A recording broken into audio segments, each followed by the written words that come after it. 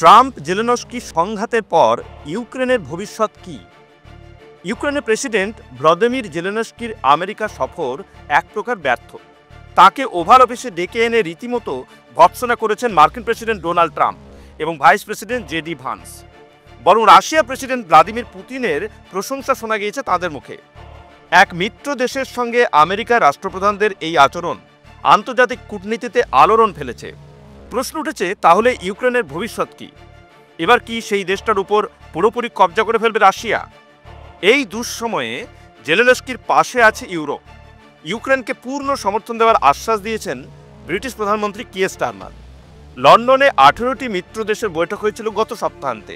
সেই বৈঠকের পর জেলেনস্কি জানিয়েছেন, শান্তির সম্ভাব্য শর্তাবলী ঠিক করতে ইউরোপের সঙ্গে আলোচনা করছেন তিনি। ইউরোপের বিভিন্ন দেশের সঙ্গে আলোচনা করছেন এই বিষয়ে। সেই সব শর্ত পাঠানো হবে আমেরিকার কাছে। সোশ্যাল মিডিয়ায় জেলেনস্কির বার্তা, আমাদের শান্তি চাই, অন্তহীন যুদ্ধ নয়।